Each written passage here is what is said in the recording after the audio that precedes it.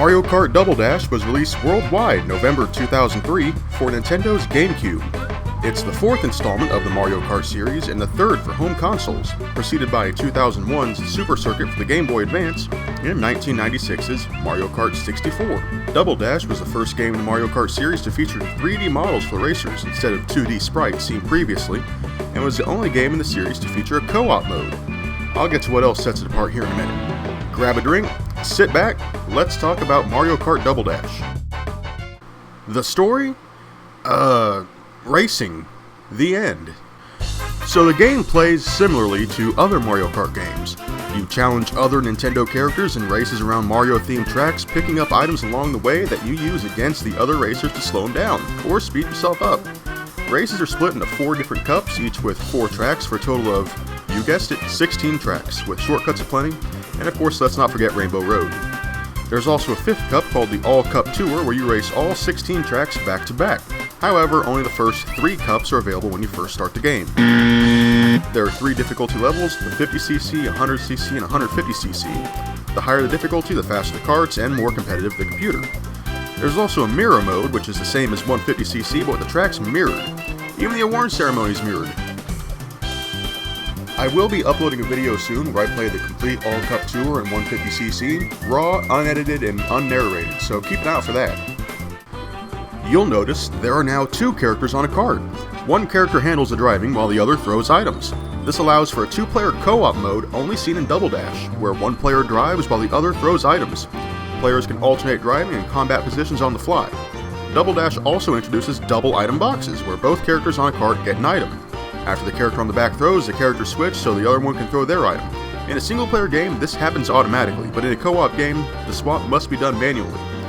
Another new feature in Double Dash is character-specific special items. Now every character pair has one item unique to them. For example, Bowser and Bowser Jr. get a giant spiky shell that wreaks havoc on the track. Wario and Waluigi get a Bob-omb that explodes and delivers swift justice to everything and everyone in its blast radius. And late game unlocks Petey Piranha and King Boo get everything, just because. If you use a matched character pair that get the same special, like Bowser and Bowser Jr., your chances of getting that special item increase. Like in previous installments of the Mario Kart series, at the end of each race the scores are tallied up and the character pair with the highest score at the end of the cup is celebrated and presented a trophy.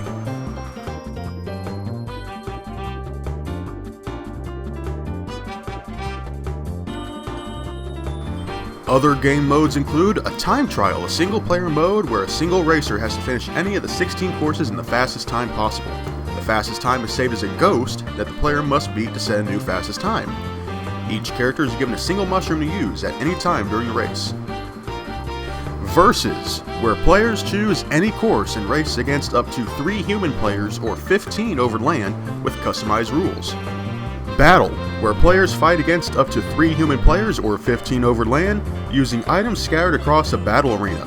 There's the traditional balloon popping game, where players try to pop opponents' balloons while defending their own, alongside 2 new games. The first involves capturing a shine sprite and holding on to it for the longest time. The other involves throwing bob-ombs at each other to collect points.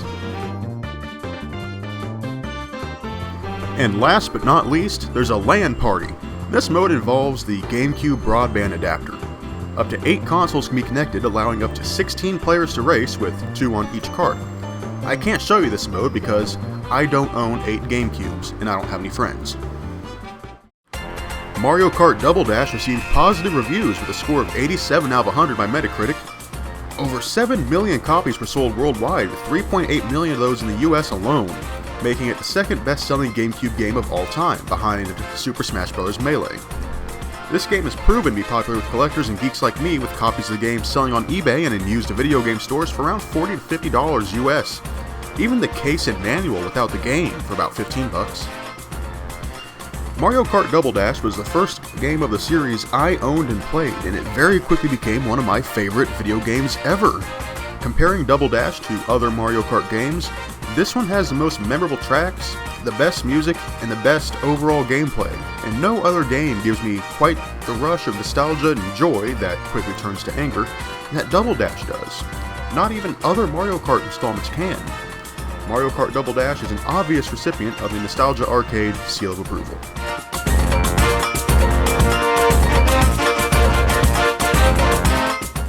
Alrighty, well thank you for watching this video on Mario Kart Double Dash. If you have any suggestions for games I should play on the channel and review, drop me a line in the comments and maybe I'll get to it. If you really did enjoy this video, let the world know by hitting that like button.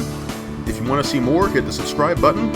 And if you want to be the first to know about new uploads, well, really the second because I'll be the first to know, ring the bell. Thank you for visiting the Nostalgia Arcade. I'll see you next time. Oh, and keep an eye out for that All Cup Tour playthrough that I should be uploading real soon.